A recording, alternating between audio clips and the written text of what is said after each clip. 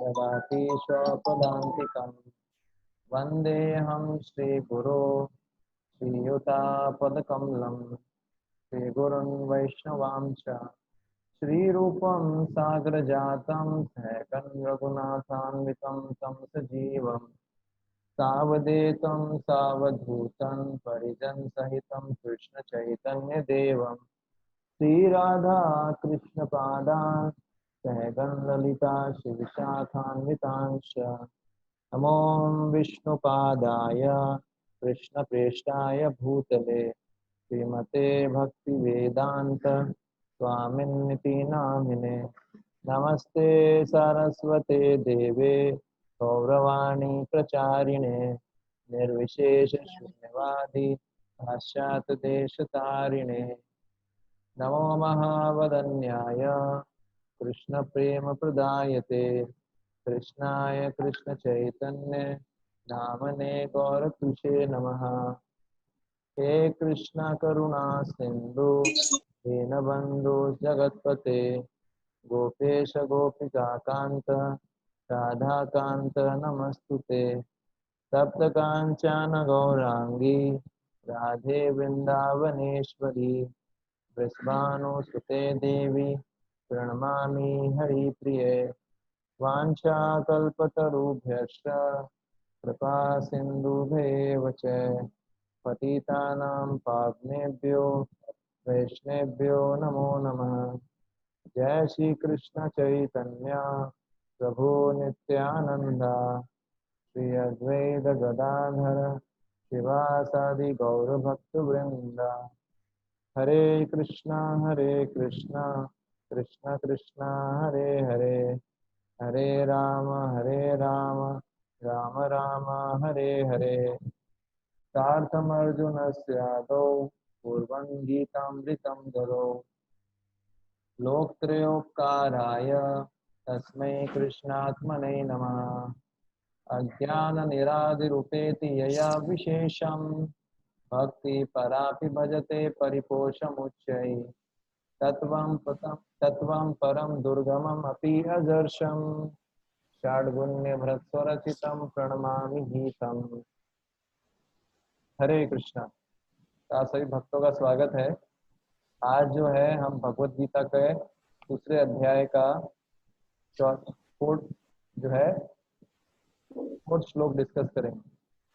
ठीक है, तो आप लोग फोर्थ श्लोक खोल सकते हैं।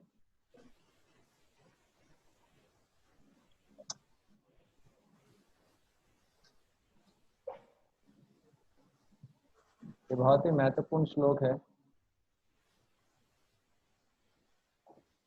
मैं एक बार श्लोक ओपन कर रहा हूँ, है ना।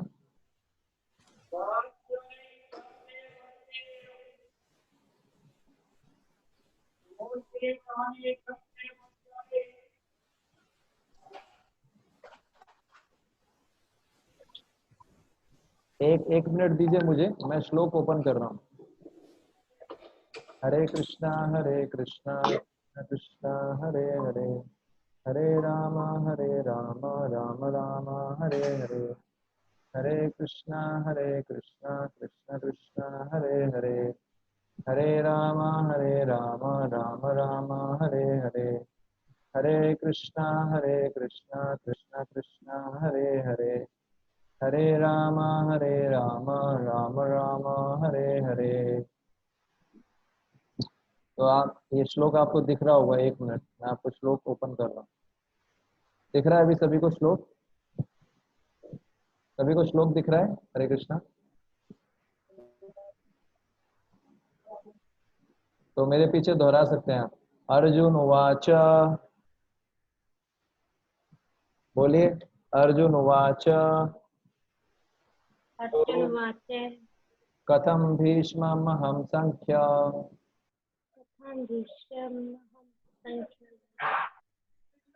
द्रोणं च मधुसूदनः इषुभिः प्रत्युष्यामि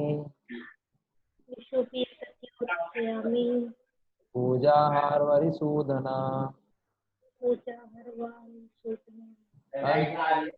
अर्जुन उवाच अर्जुनवाच कथं भीष्ममहं सख्य कथं भीष्महं संख्ये द्रोणं च मधुसूदनः द्रोणं च मधुसूदन इषुभिः प्रत्युत्स्यामि इष्टुभिः प्रत्युत्स्यामि भोजाहारवरिसूदनः पूजारः वरिसूदन।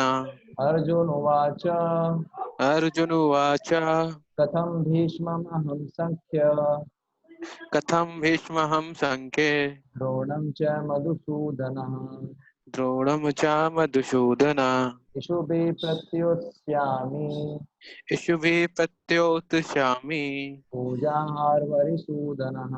पूजाहार वरिसूदन। तो अब इसका शब्दार्थ आप सब लोग म्यूट कर लीजिए, अभी जो है हम इसका शब्दार्थ पढ़ेंगे। एक मिनट, मैं हिंदी वाला जो है वो खोल रहा हूँ। आप सभी को म्यूट कर दिया है मैंने, ताकि बीच में डिस्टर्बेंस नहीं आएगा। Just a minute.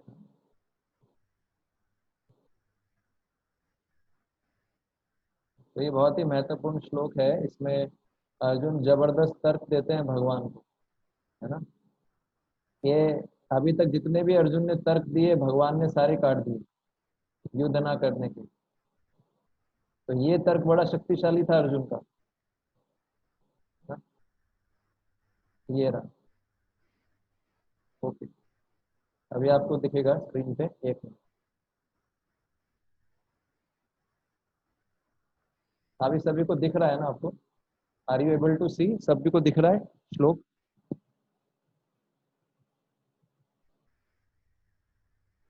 शब्दार्थ, अनुवाद व तात्पर्य शिला प्रभुपाद जी के द्वारा। शिला प्रभुपाद की जय। अर्जुन उवाच, अर्जुन ने कहा, कथम किस प्रकार, भीष्मम भीष्म को, अहम मैं, संख्य युद्ध में, द्रोणम द्रोण को, च भी मधुसूदना हे मधु के संहार करता, इशुभी तीरों से, प्रतिशोष प्रतियोश्यामी उलटकर प्रहार करूंगा, पूजा अर्हो पूजा अर्हो पूजनीय, अरिसूदन हे शत्रुओं के संहारक। अर्जुन ने कहा, हे शत्रु हंता, हे मधुसूदन, मैं युद्ध भूमि में किस तरह भीष्म तथा द्रोण जैसे पूजनीय व्यक्तियों पर उलटकर बाण चलाऊंगा। तात्पर्य, भीष्म पितामह तथा द्रोणाचार्य जैसे सम्मानीय व्यक्ति सदैव पूजनीय हैं। यदि वे आक्रमण भी करें तो उन पर उलटकर आक्रमण नहीं करना चाहिए। ये सामान्य शिष्टाचार है कि गुरुजनों से वाग युद्ध भी ना किया जाए। यहाँ तक कि यदि कभी वे रुक्ष व्यवहार करें तो भी उनके साथ रुक्ष व्यवहार ना किया जाए। तो फिर भला अर्जुन उन पर बाण कैसे छोड़ सकता था? क्या कृष्ण कभी अपने पितामह नाना उग्रसेन या अपने आचार्य सांदीपनि मुनि पर हाथ चला सकते थे? अर्जुन ने कृष्ण के समक्ष यही कुछ प्रबल तर्क प्रस्तुत किए। हरे कृष्णा।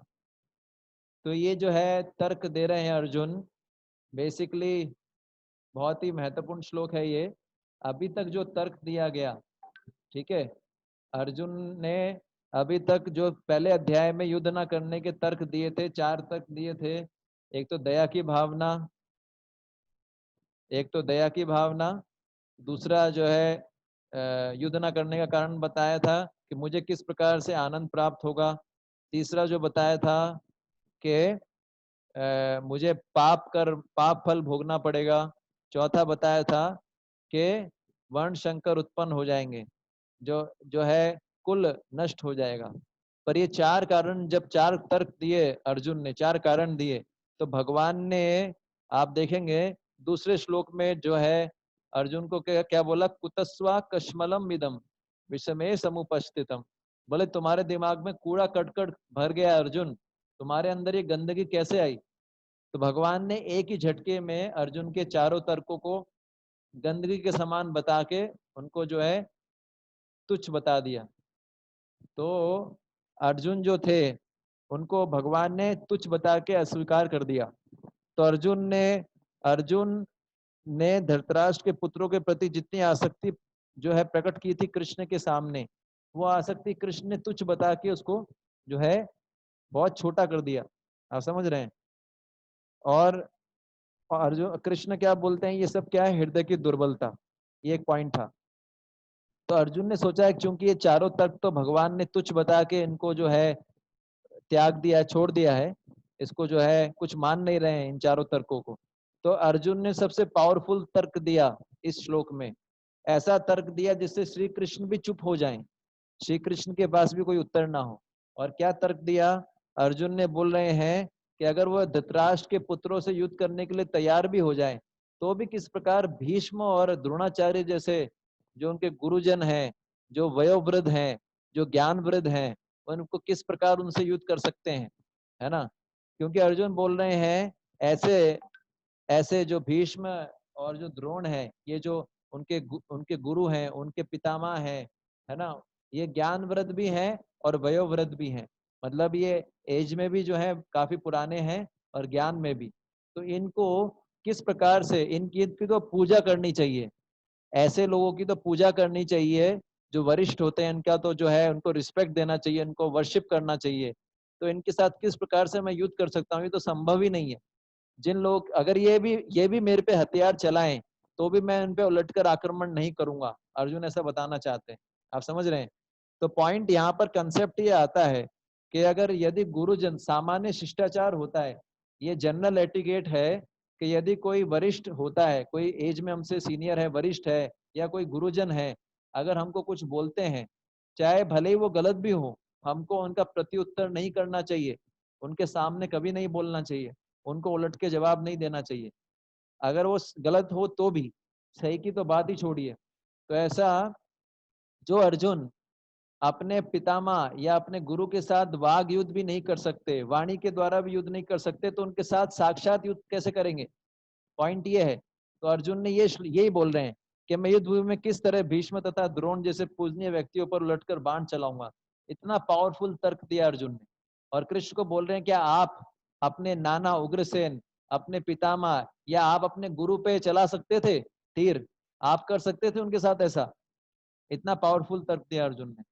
तो हमको यहाँ से एक चीज समझ में आती है, ऐसी कई घटना देखी जाती है चैतन्य महाप्रभु की लीला से, जीवन से, रामायण से भी, कि जो अपने से, या महाभारत से, कि अपने से वरिष्ठ लोगों का कितना आज जो है, कितना जो है उनका रिस्पेक्ट करना चाहिए। तो एक उदाहरण आता है चैतन्य लीला से, जिसमें बताते हैं कि जीव गोस्वामी का आपने नाम सुना होगा। रूपा गोस्वामी और जीव गोस्वामी और वल्लभाचार्य। तो ये रूप गोस्वामी, सनातन गोस्वामी और अनुपम, ये तीन भाई थे, है ना। सनातन गोस्वामी सबसे बड़े थे, रूप गोस्वामी बीच वाले थे, और अनुपम सबसे छोटे भाई थे। तो अनुपम जो छोटे भाई थे, इनके पुत्र थे, उनका नाम था जीव गोस्वामी। तो जब ये बाद में जीव गोस्वामी बहुत बड़े, ये 6 गोस्वामी आते हैं जो चैतन्य महाप्रभु के से डायरेक्ट शिक्षा लिया था जिन्होंने, और बहुत महान भक्त हुए हैं भगवान कृष्ण के। तो इसमें से जो जीव गोस्वामी थे, उनसे रूप गोस्वामी एज में बड़े थे, और रूप गोस्वामी के भतीजे लगते थे जीव गोस्वामी।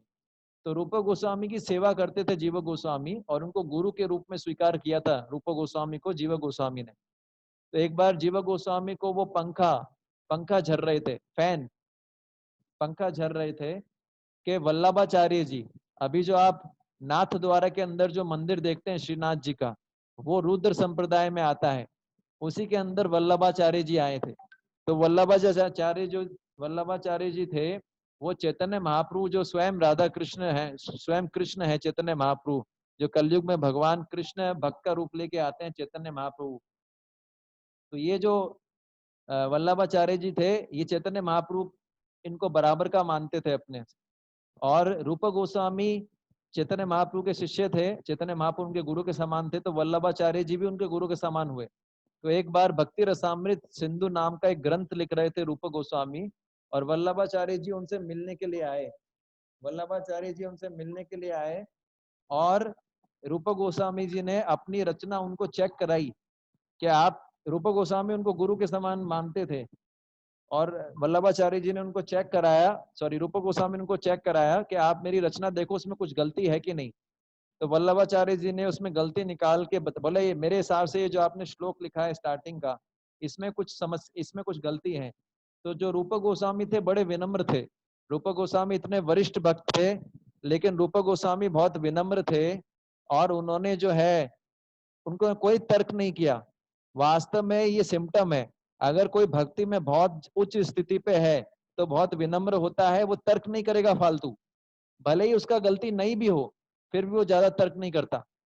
तो रूप गोस्वामी ने बोला ठीक है, गलती है तो आप बोल रहे हैं तो गलती होगा, लेकिन वो कुछ नहीं बोले।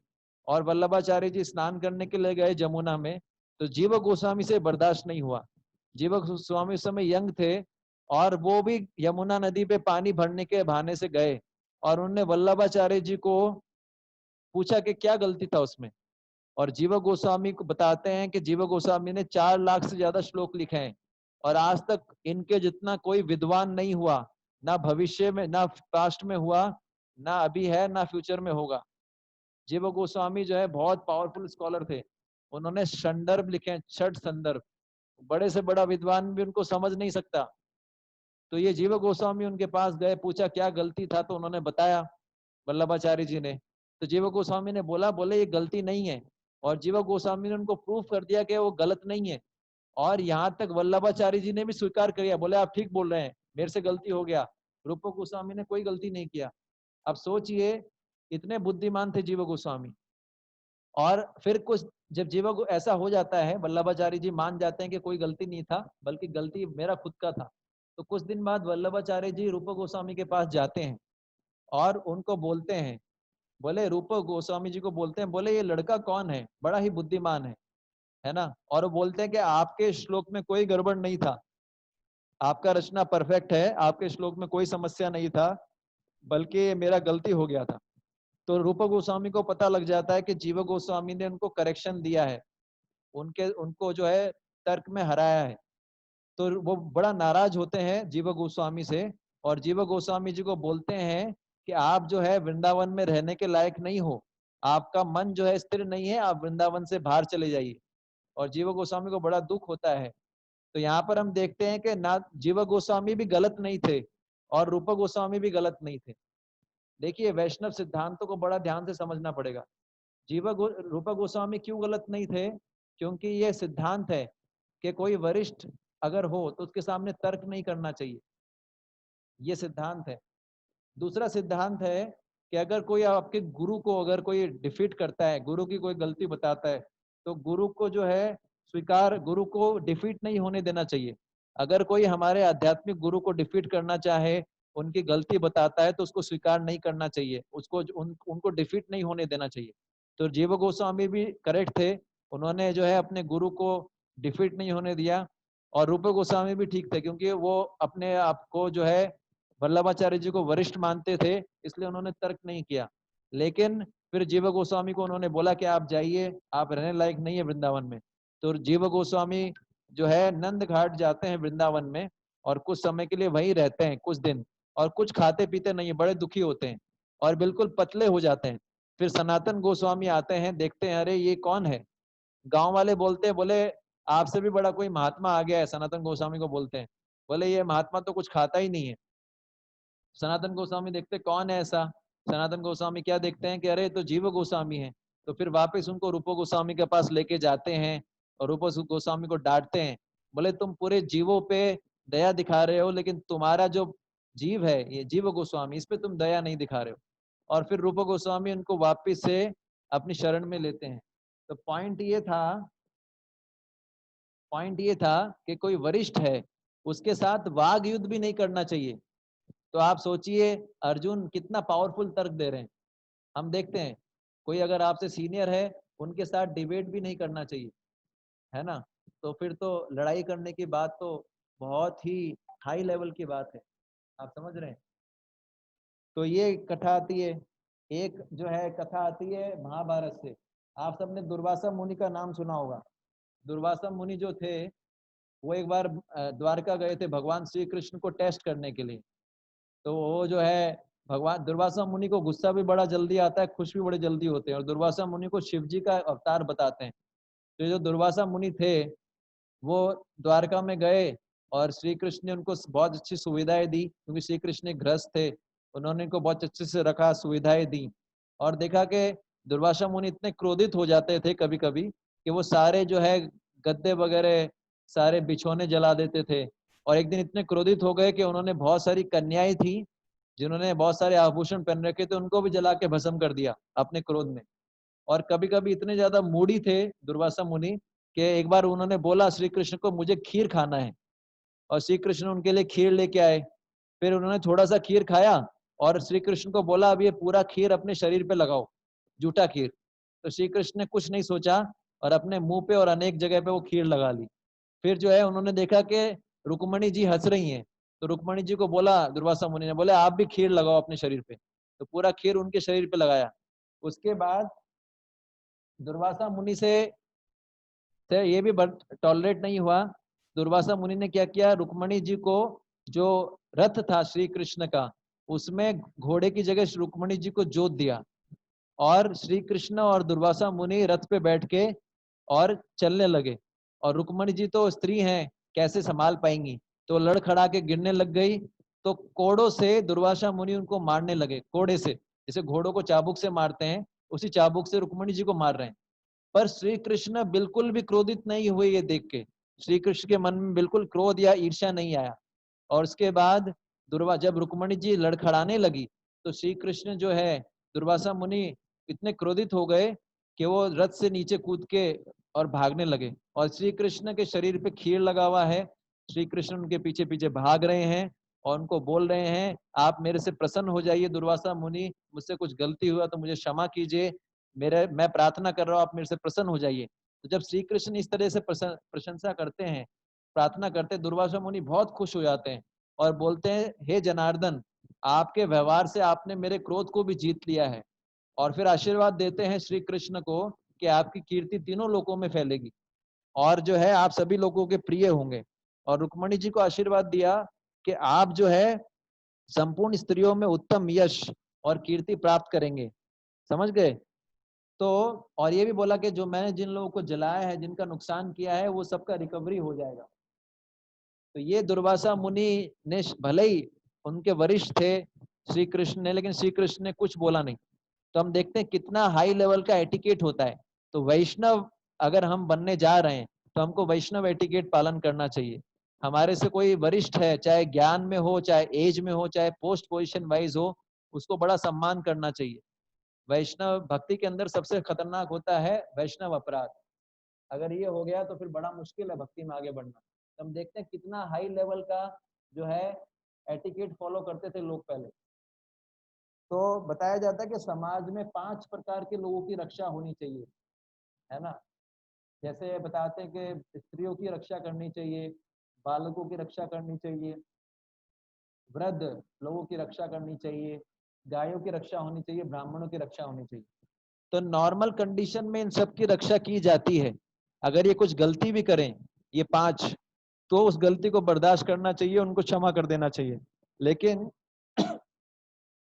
कभी कभी ऐसी सिचुएशन आती है, अब नॉर्मल सिचुएशन आती है, जब कभी कभी स्त्रियों का भी वध करना पड़ता है, कभी कभी बच्चों का भी वध करना पड़ता है, कभी कभी वृद्ध लोगों का भी वध करना पड़ता है, कभी कभी गायों का भी वध करना पड़ता है, कभी कभी जो है ब्राह्मणों का भी वध करना पड़ता है। तो ऐसा बताते हैं, जैसे आप देखते हैं ऐसा वर्णन आता है ना। जैसे स्त्री का एग्जाम्पल लें तो केकई का एग्जाम्पल आता है। केकई ने भगवान राम को वनवास पे भेज दिया था।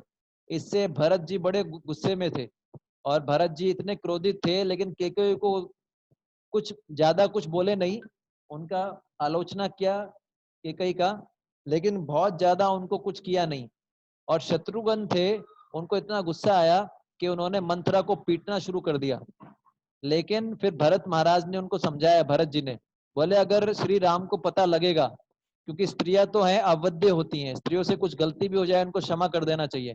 अगर श्री राम को पता लगेगा कि हमने कैकेयी के साथ में और मंथरा के साथ में ऐसा किया है, तो कभी हमसे बात नहीं करेंगे। तो इस प्रकार से स्त्रियों को हर परिस्थिति में प्रोटेक्शन देना चाहिए। उनको उनसे कुछ गलती हो जाए तो भी उनको छोड़ देना चाहिए। लेकिन कभी कभी ऐसा होता है स्पेशल सिचुएशन में कि स्त्रियों को वध भी किया जाता है। जैसे उदाहरण आता है, ये उदाहरण आता है ताड़का का। रामायण में ताड़का का उदाहरण समझते हैं। तो ताड़का इतनी खतरनाक थी और जो है मारीच और उनके 2 पुत्र थे, मारीच और एक मेरे का नाम याद नहीं आ रहा उनका। तो ये ताड़का जो है बहुत परेशान करती थी जंगल में ऋषियों को।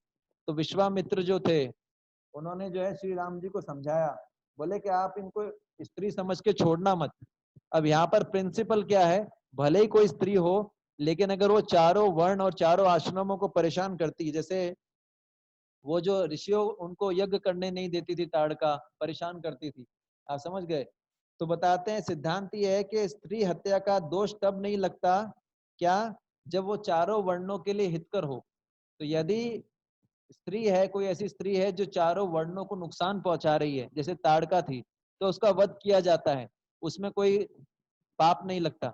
आप समझ पा रहे हैं, ऐसे कई उदाहरण आते हैं।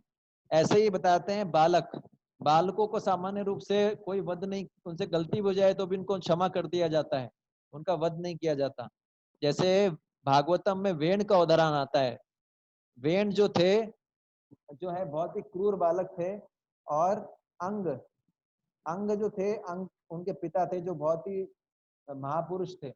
लेकिन वेण क्या करते थे, बहुत ही दुष्ट बालक थे, वो कोई नियम पालन नहीं करते थे, छोटे छोटे बालकों के साथ खेलते थे तो उनको क्रूरता से कुएं में फेंक देते थे और अनेक प्रकार के गलत काम करते थे। तो जब देखा अंग महाराज ने कि मेरा पुत्र जो वेण है बड़ा ही गलत काम कर रहा है, तो उन्होंने कुछ उसको बोला नहीं और खुद जो है राज्य छोड़ के जंगल में चले गए। तो देखते हैं कि बालकों को हर परिस्थिति में प्रोटेक्शन दिया जाता है, लेकिन कभी कभी बालकों को मार दिया जाता है, जैसे विशेष परिस्थितियों में। जैसे कर्ण का जो पुत्र था, उसका नाम था, कर्ण का जो पुत्र था उसका क्या नाम था आपको, उसका नाम था वृषसेन। तो कर्ण का पुत्र था एक वृषसेन। तो उस समय जो है एक बार वृषसेन जो थे उसका वध अर्जुन ने किया था। हालांकि बालक का वध नहीं किया जाता, लेकिन बताते हैं कि महाभारत के युद्ध में वर्णन आता है कि वृषसेन ने कृष्ण और अर्जुन पे बहुत जो है बाण छोड़े। तो कृष्ण अर्जुन को बड़ा गुस्सा आया, स्पेशली अर्जुन को बड़ा गुस्सा आया, और अर्जुन ने जो है मुस्कुराते हुए, है ना, क्या बोला, कर्ण को बोला, कर्ण जब मेरा पुत्र अभिमन्यु था, अकेला था, उसके साथ मैं भी नहीं था, तब भी उस आप लोगों ने उसको छोड़ा नहीं, उनका वध कर दिया। पर मैं आज आपके सामने ही आपके पुत्र का वध करूंगा, आप सब मिलके भी इसको नहीं बचा पाओगे। और ऐसा कहकर अर्जुन ने क्या किया, वृषसेन को मार दिया। ऐसे ही वृद्ध वृद्ध सामान्य रूप से वृद्ध लोगों को भी जो है प्रोटेक्शन दिया जाता है, उनका भी जो है प्रोटेक्शन दिया जाता है, उनको मारा नहीं जाता उनसे कुछ गलती हो जाए, लेकिन किसी किसी विशेष परिस्थिति में वृद्ध लोगों का भी वध किया जाता है। जैसे इसमें उदाहरण आता है कि कौरवों के पक्ष में महाभारत के युद्ध में प्राग ज्योतिष एक जगह थी, उसका राजा था, उसका नाम था भगदत्त। तो भगदत्त इतना बूढ़ा था कि उसकी आंखें नहीं खुलती थी, फिर भी वो युद्ध करने आया था, और उसके सफेद सफेद बाल थे। तो जो है ऐसे जो राजा जब युद्ध किया, तो अर्जुन ने क्या किया, मतलब ऐसा होता था कि अर्जुन ने उनको मारा था युद्ध के अंदर। तो अगर कोई ऐसे वृद्ध व्यक्ति है जो विनाश कार्य में लगे हों, अधर्म में लगे हों, तो उनका वध करना उचित है। ऐसे बताते हैं कि ब्राह्मणों का वध नहीं किया जाता, ब्राह्मणों को तो भगवान भी पूजा करते हैं। नमो ब्राह्मण देवाय गौ ब्राह्मण हिताय चे जगत हिताय कृष्णाय गोविंदाय नमो नमः। लेकिन किसी किसी विशेष परिस्थिति में जब ब्राह्मण जो है अपनी मर्यादा से बाहर निकल जाता है, तो उसका वध किया जा सकता है। जैसे बताते हैं, उदाहरण आता है कि दुर्वासा मुनि थे, वो भी ब्राह्मण थे, लेकिन उन्होंने श्री कृष्ण के साथ कैसा व्यवहार किया, उनका झूठा खीर अपने उनके शरीर पे लगा दिया, रुक्मणी जी को जो है रथ में जोत दिया, कितना बड़ा अपराध किया।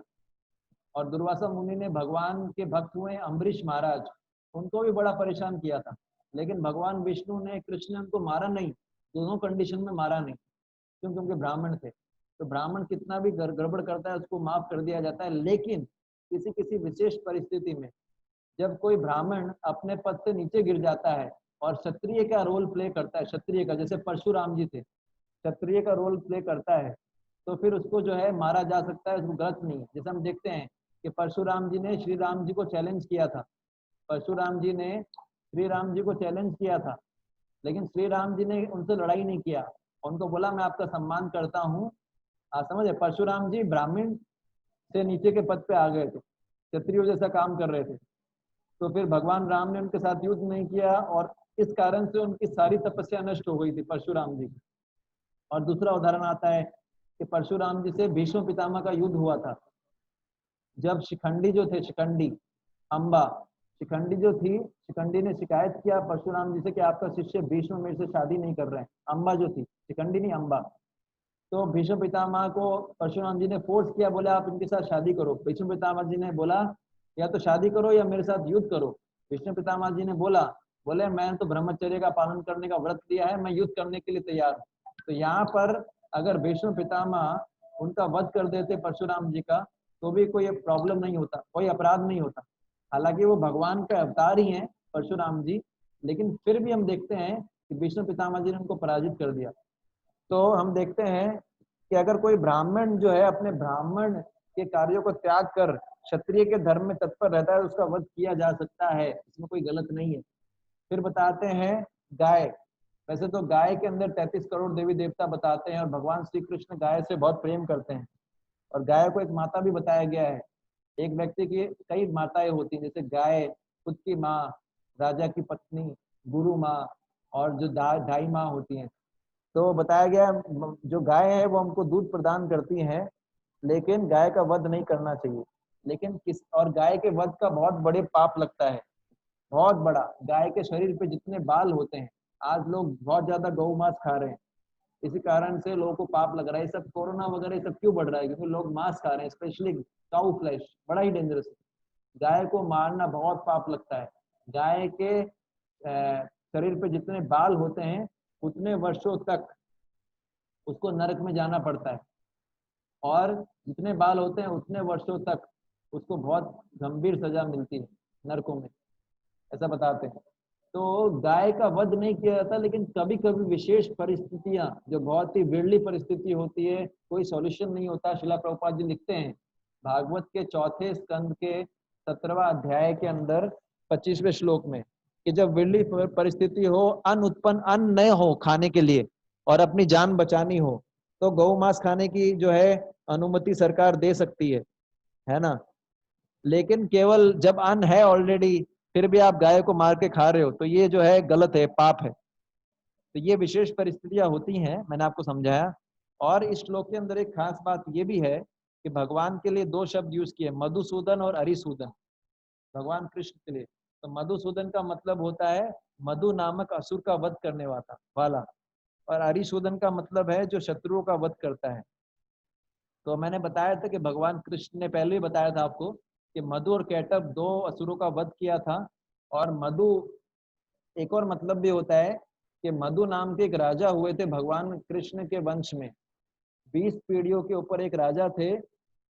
तो इसलिए उनके वंश में होने के कारण कृष्ण का नाम था माधव। तो मधु के 2 मतलब होते हैं, या तो असुर का वध किया हो, या अपने वंश में जो मधु राजा हुए हैं उनका वश जो उनका वध किया हो। लेकिन वास्तव में राजा का वध अपने जो है भगवान श्री कृष्ण ने वास्तव में उस राजा का वध नहीं किया था, ठीक है ना, लेकिन असुर का वध किया था।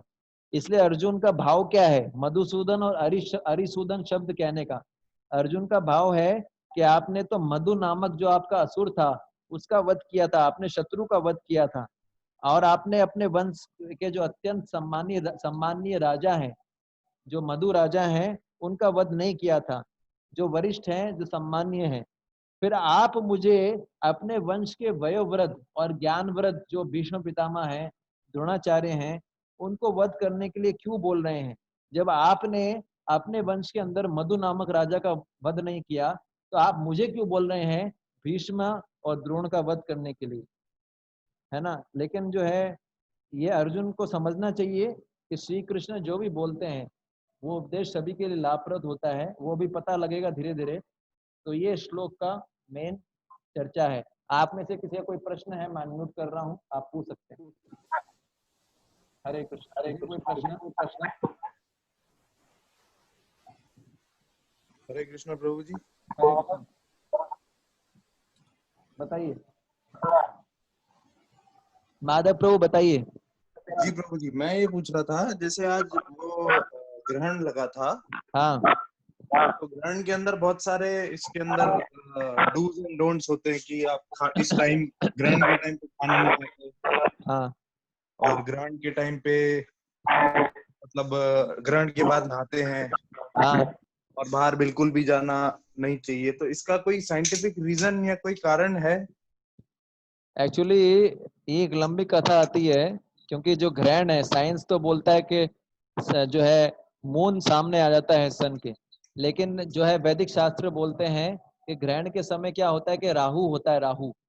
ये समुद्र मंथन लीला हुई थी जिसमें भगवान ने मोहिनी रूप लिया था और असुरों को और देवताओं को अमृत पिलाना चाहा था। तो देवताओं को जब अमृत पिला रहे थे तो उनकी लाइन के अंदर ऐसे एक असुर था जिसका नाम था राहु केतु।